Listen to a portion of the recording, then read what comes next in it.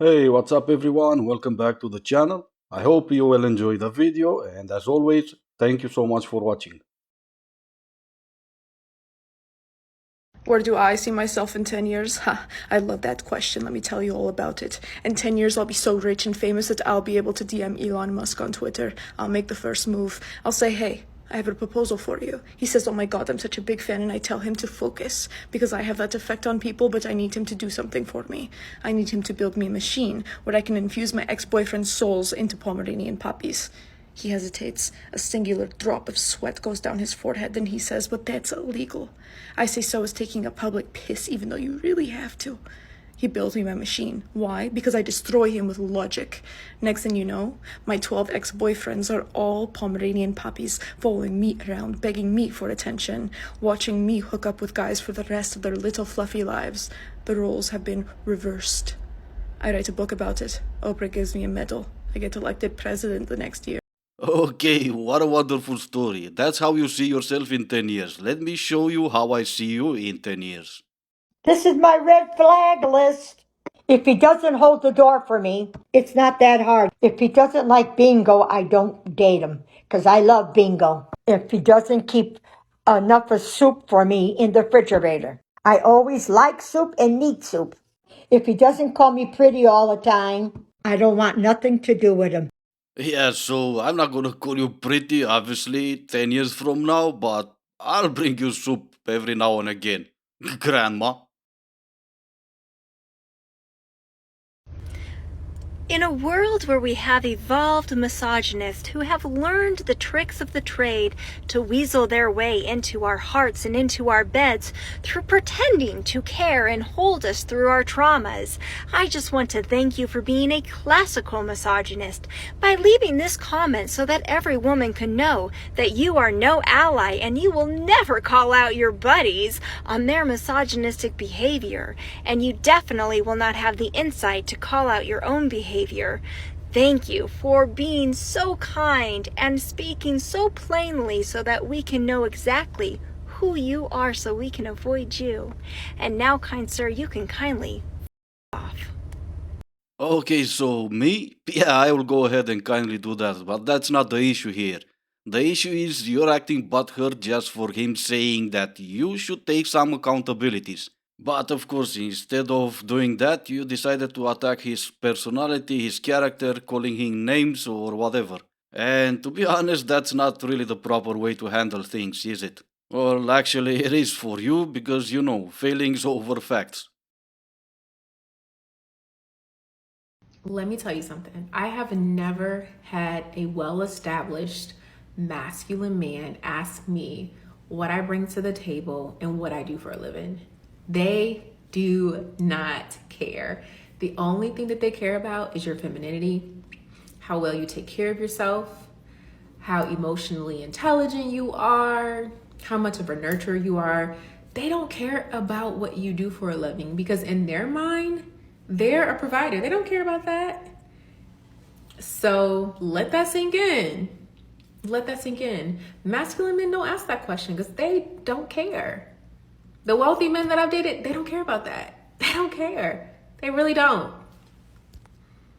Yeah, they don't care because they didn't see you long term. It doesn't matter if you're the CEO of a company or if you're flipping burgers. I'm still gonna ask what you do for a living, not because of how much money you make, because I'm not gonna care about that, but just out of curiosity. If I want to get to know you better, what is gonna be the questions that I'm gonna ask you? If we're dating and I decide to pick you up from work just to go ahead and have dinner, where am I gonna come?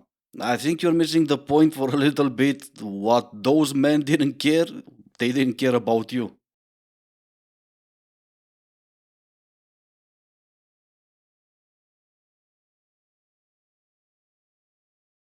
Men are stupid and I don't respect them.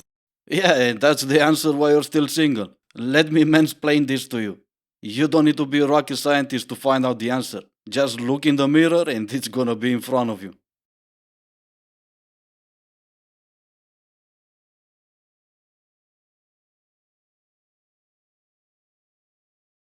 Yeah, well, I mean, you could beg to differ, but you know, the issue is that's not a picture taken at your wedding.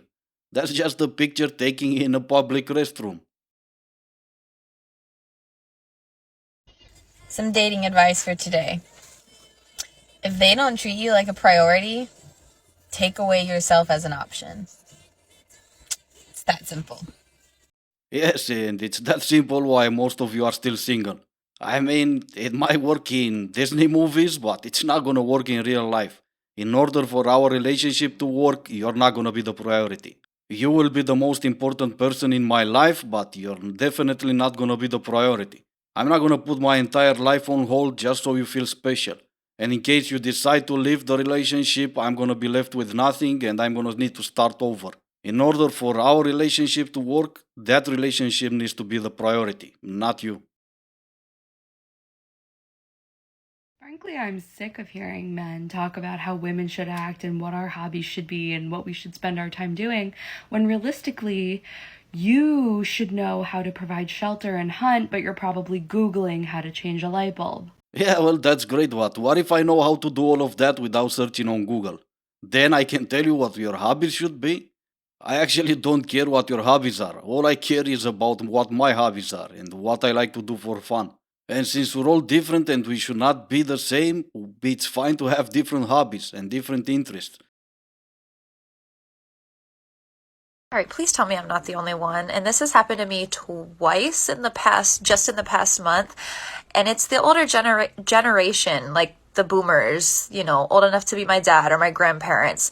They, customers at work, they feel the need to tell me that I need to fix my shirt. Oh, I'm going to give you a piece of advice. You should really, you should really fix your shirt. Now, if I have like broccoli in my teeth or something, then please tell me. I will not be embarrassed. But do they not know that the shirt tuck, the front tuck is intentional? So what I will say is this: no matter where you are, no matter what you're wearing, and if someone says something like that to you about your outfit, even if it's repeatedly, like in my case, don't let it sway you from continuing to wear the thing or wear the thing the way that you're wearing it. Do you, babe? You know what I mean? Absolutely, you do you. You wear whatever you want to wear, no one really cares, but it's not repeatedly, really. It happened to you twice. And it happened to you because of those generations that you mentioned that basically they were alive when human decency was still a thing. They should have not mentioned your shirt? Maybe. But considering you said that they were as old as your grandfather, I don't think that was anything other than they just wanted you to look decent. One thing I always pay attention to when I'm online dating is how quickly they start to invest in me and how much they seem to like me without knowing me. Because if off the bat they seem super invested and like they like me a lot when they don't even know me, that is a big red flag. So in return, a green flag will be me running away even before I get to know you?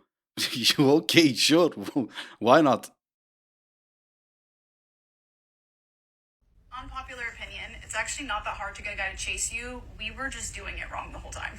The key is not to need him.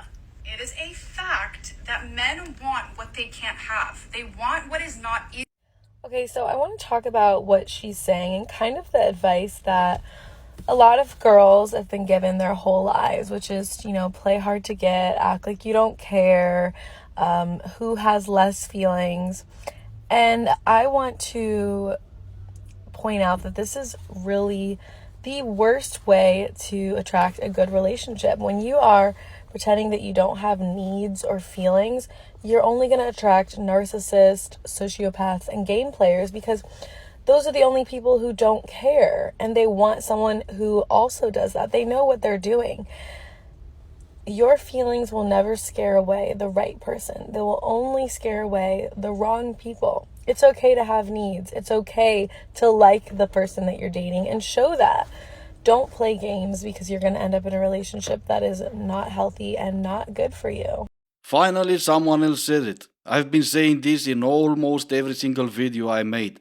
Stop playing games and you're gonna find yourself your man. You keep playing games, you're gonna attract F-boys and then you're gonna keep complaining that there's no good men left. Playing games is not gonna attract the man you want. He's not gonna have time to play games because he's a man on his purpose. He's gonna keep away and you're gonna be left with the F-boys and you're gonna complain about it later on. But anyway, I'm gonna end this video here. Let me know what you guys think about all of this. As always, I do hope you enjoyed the video. Thank you so much for watching and I will see you all next time.